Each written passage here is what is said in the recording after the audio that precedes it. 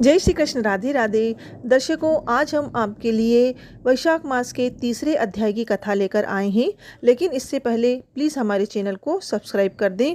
आज हम आपको वैशाख मास के तीसरे अध्याय की कथा में वर्णन करेंगे वैशाख स्नान से 5 प्रेतों का अवतार तथा पाप प्रशमन स्तोत्र पाठ का वर्णन।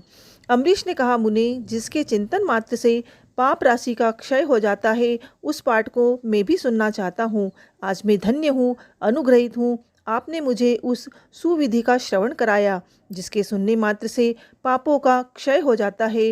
वैशाख मास में जो भगवान केशव के कल्याण में नामों का कीर्तन किया जाता है, उसी को मैं संसार में सबसे बड़ा पुण्य, पवित्र, मनोरम तथा एकमात्र सुकृत से ही सुलभ होने वाला शुभ कर्म मानता हूँ।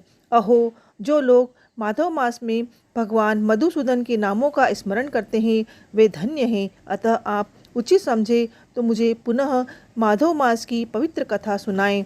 सूत जी कहते हैं, राजा में श्रेष्ठ हरिभक्त अम्बरीश का वचन सुनकर नारद जी को बड़ी प्रसन्नता हुई कि वैशाख स्नान जाने से उत्कंठित थे, तथापि सत्संग में आनंद आने के कारण रुक गए और राजा से बोले। नारद जी ने कहा, महिपाल, मुझे ऐसा जान पड़ता है कि यदि दो व्यक्ति में परस्पर भगवत कथा से संबंधित सरस वार्तालाप छिड़ जाए तो वह अत्यंत विशुद्ध, अंतःकरण को शुद्ध करने वाला होता है। आज तुम्हारे साथ जो माधव मास के महत्तम की चर्चा चल रही है, यह वैशाख स्नान की अपेक्षा अधिक पुण्य प्रदान करने वाली है, क्योंकि माधव मास के नेता भगवान श्री हरि विष्णु है। अतः उसका कीर्तन भगवान का ही कीर्तन है। जिसका जीवन धर्म के लिए और धर्म भगवान की प्रशंसा के लिए है, जो रात और दिन पुण्योपार्जन में ही लगा रहता है, उसी को मैं इस पृथ्वी पर वैष्णव मानता हूँ। राजन, अब मैं वैशाख मास स्नान के पुण्य फल का संक्षेप में वर्णन करता हूँ।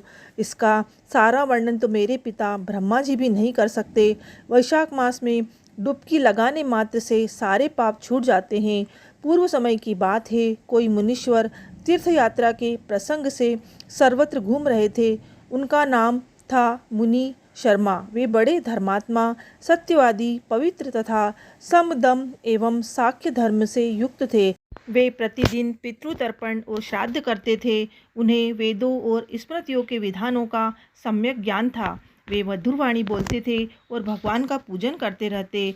वे वैष्णवों के संसर्ग में ही उनका समय व्यतीत होता था। वे तीनों कालों के ज्ञाता, मुनि, दयालु, तेजस्वी, तत्वज्ञानी और ब्राह्मण भक्त थे। वैशाख का महीना था। मुनि शर्मा नर्मदा स्नान के लिए जा रहे थे। उसी समय उन्होंने अपने सामने 5 पुरुषों को देखा जो भारी दुर्गति में फंसे थे।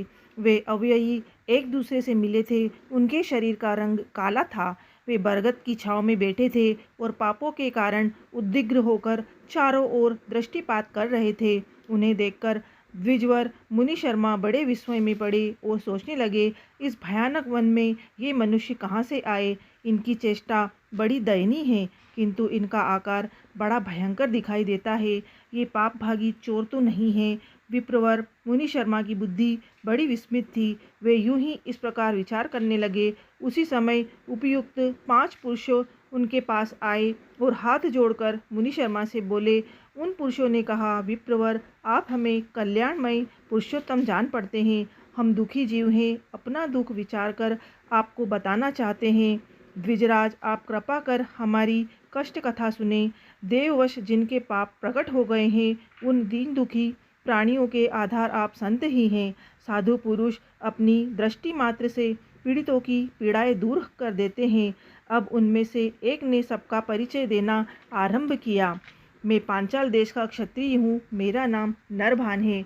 मैंने मार्ग में मोहवश बाण द्वारा एक ब्राह्मणी की हत्या कर डाली। मुझसे ब्रह्म हत्या का पाप हो गया है। इसलिए शिखा, सूत्र और तिलक से रहित होकर इस पृथ्वी पर घूमता हूँ और सबसे यह कहता फिरता हूँ कि मैं ब्रह्म हत्यारा हूँ।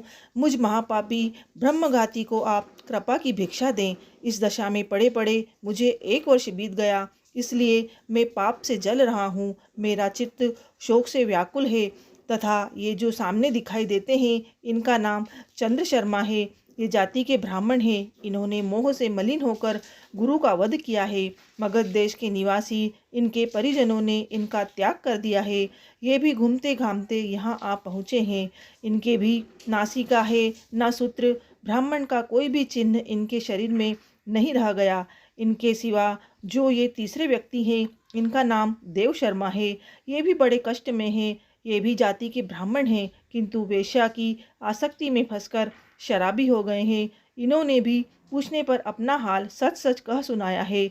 अपने प्रथम पापाचारों को याद करके इनके हृदय में बड़ा संताप होता है। मनोताप से पीड़ित रहते हैं। इनको इनकी स्त्री ने, बंधु बांधवों ने गांव से निकाल दिया है। ये अपने उसी पाप के साथ भ्रमण करते हुए यहाँ आ पहुँचे हैं। ये चौथे महाशय जाति के वैश्य हैं। इनका नाम विदुर है। ये गुरु पत्नी के साथ समागम करने वाले हैं। इनकी माता मिथिला में जाकर वैश्या हो गई थी। इन्होंने मोहवश 3 महीनों तक उसी का उपभोग किया है, परंतु अब असली बात का पता लगा है। बहुत दुखी होकर यहाँ आ पहुँचे हैं। हम में से ये जो 5वें हैं, इनका नाम नंद है। ये पापियों का संसर्ग करने वाले महापापी हैं। इन्होंने प्रतिदिन धन के लालच में पड़कर बहुत चोरी की है। पापों से आक्रांत हो जाने पर इनके स्वजनों ने इन्हें त्याग दिया है। तब से ये खिन्न होकर यहाँ आ पहुँचे हैं। इस प्रकार हम पांचों एक स्थान पर एकत्रित हो गए हैं। हम सबके सब दुखों से घिरे हुए हैं। अनेकों तीर्थ में घूम आए, परंतु हमारा घोर पाप नहीं मिटता। आपको देखकर हमारा मन प्रसन्न हो गया है। आप जैसे साधु पुरुषों के पुण्यमय दर्शन से हमारे पातकों के अंत होने की सूचना मिल रही है। स्वामीन, कोई ऐसा उपाय बताइए जिससे हम लोगों के पापों का नाश हो जाए। प्रभु, आप वेदों के ज्ञाता और परम दयालु जान पड़ते हैं। आपसे हमें उद्धार की बड़ी आशा है। वैशाख मास महात्म्य 3रा अध्याय समाप्त। बोलो वैशाख मास महात्म्य की जय। विष्णु भगवान की जय। दर्शकों, अगर आपको वीडियो पसंद आती है तो प्लीज़ हमारी वीडियो को लाइक करें, शेयर करें और हमारे चैनल को सब्सक्राइब करें। जय श्री कृष्ण। राधे राधे।